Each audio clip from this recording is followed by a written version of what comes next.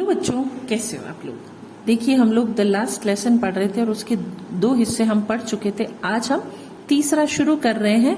हमने देखा कि लॉरेन और एल्सेक पर जर्मन अधिकार हो गया और इस गांव में अब लोग जर्मनी सीखने वाले हैं, जर्मन भाषा सीखेंगे। फ्रेंच का आज लास्ट डे था और जो लेखक है, जो बच्चा है, वो एम हैमल के बारे में सारी चीजें सोचता है। तो अब आगे हम देखते हैं। While I was thinking of all this I heard my name called, कि मैं ये सब चीजें सोच रहा था कि सर चले जाएंगे और ये है, इसलिए गांव के बूढ़े लोग यहाँ आए हैं, तो उसे अपना नाम सुनाई दिया। It was my turn to recite, recite मतलब पाठ पढ़ने का। अब उसकी बारी थी। What would I not have given to be able to say the dreadful ruler for the participle all through. अब उसको वो डर लग रहा था कि मैंने तो कुछ भी नहीं किया, अब मुझे वो रूलर पड़ेगा ही पड़ेगा। Very loud and clear, okay, without one mistake. लेकिन क्या हुआ कि मैंने बिना रुके, बिना एक भी गलती के पूरा पाठ पढ़ लिया। But I got mixed up on the first word and stood there. लेकिन क्या मैं, वो बच्चा सोच रहा था कि क्या मैं बिना गलती के, बिना कुछ रुके पाठ पढ़ पाऊंगा, लेकिन वो तो पहले ही शब्द पे रुक गया। Holding on the my desk and my heart beating, not daring to look up. अब वो डर के मारे ऊपर ही नहीं देख पा रहा। कहाँ तो वो सोच रहा था काश मैं पढ़ पाऊं, क्योंकि अब वो नहीं पढ़ पा रहा था। तो उसने पहले ही वर्ड पर वो अटक गया और अब वो डेस्क पकड़ी और उसका हार्ट जोर जोर से बीट कर रहा है, धड़क रहा था कि अब तो आज मार पड़ेगी पड़ेगी। I heard M Hamel say to me, I won't scold you. तभी उसने सुना एम हैमल कह रहे थे कि डरो मत little friends, I am not going to scold you, कि मैं तुम्हें डांटूंगा नहीं। You must feel bad enough, कि तुम्हें खुद ही बुरा महसूस हो रहा है। See how it is every day we have said to ourselves, I have plenty of time, कि अब देखो तुम्हें समझ में आ रहा है ना कि जब रोज मैं पढ़ाता था तो क्या होता था, बहुत समय है, हम पढ़ लेंगे। I will learn it tomorrow, कि मैं कल कर लूंगा। अगर उसी दिन कर लिया होता तो आज तुम्हें तकलीफ नहीं होती। Now these fellows out there will have right to say you to how it is. You pretend to be Frenchmen, yet you can neither speak or nor write own language. कि अब देखो ये जर्मन लोग तुमसे क्या कहेंगे कि तुम अपने आप को फ्रेंच कहते हो और तुम न तो अपनी भाषा पढ़ पा रहे हो न लिख पा रहे हो, है ना शर्मिंदगी वाली बात। But you are not the worst, poor little friends, we have all the great deal of reproach ourselves with, कि लेकिन तुम चिंता मत करो, तुम इतने बुरे भी नहीं हो। Your parents were not anxious, क्योंकि गलती सिर्फ तुम अकेले की नहीं है। Your parents were not anxious enough to have you learn, कि ये गलती तुम्हारे पेरेंट्स की भी है कि उन्होंने तुम्हें पढ़ने के लिए मजबूर नहीं किया।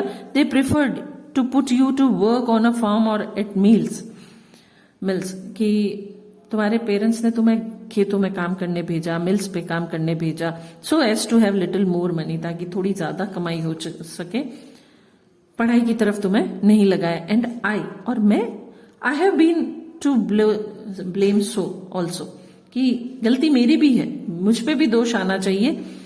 Have I not often sent you to water my flowers instead of learning your lessons, कि क्या मैंने अपने बगीचे के पौधों को पानी पिलाने के लिए तुम्हें नहीं भेजा, मैंने तुम्हें पाठ याद करने के लिए नहीं बोला और बगीचे में पानी पिलाने के लिए भेजा। अगर ऐसा नहीं किया होता, and when I wanted to go fishing,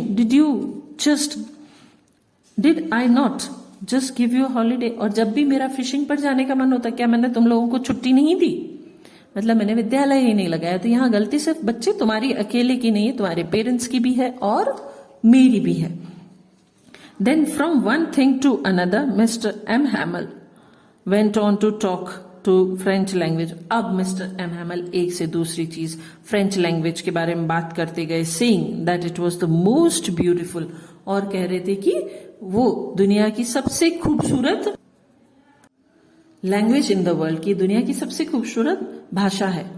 the clearest, the most logical, we must guard it amongst us and never forget it, कि दुनिया की सबसे खूबसूरत भाषा है फ्रेंच लैंग्वेज, सबसे क्लियर, लॉजिकल, तो हमें इसकी रक्षा करनी चाहिए, हमें इसे कभी नहीं भूलना चाहिए। Because when a people are enslaved, as long as they hold fast to their own language, it is as if they had a key to their prison।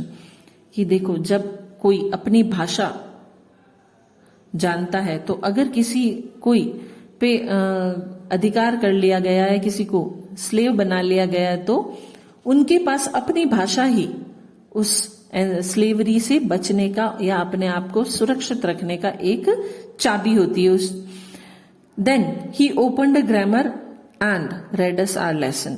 फिर उन्होंने ग्रामर की बुक खोली और पाठ पढ़ा।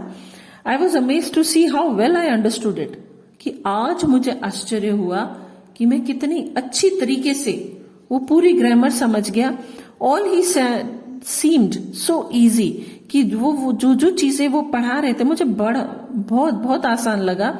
आई think too that I had never listen so carefully, कि मुझे भी ये लग रहा है कि शायद मैंने पहले कभी इतना ध्यान से नहीं सुना। And that he had never explained everything with so much patience, उन्होंने भी कभी इतने धैर्य के साथ सारी चीजें नहीं समझाई जितना वो आज कर रहे हैं, और ना ही मुझे इतने अच्छे से समझ में आया था। It seemed almost as if the poor man wanted to give us all he knew before going away. ऐसा लग रहा था कि सर छोड़कर जाने से पहले पहले हमें वो सारी चीजें सिखा देना चाहते थे जो उनको आती थी, and to put it all into our heads at one stroke, और एक ही बार में वो हमारे दिमाग में सारी चीजें भर देना चाहते थे। तो बच्चों, आज का यहाँ पाठ खत्म हुआ है। कल नेक्स्ट क्लास में हम बाकी रिमेनिंग पार्ट करेंगे। टिल देन आप घर में रहिए, रिवाइज कीजिए। नेक्स्ट वीडियो में फिर मिलेंगे। Till then stay tuned with me. Thank you.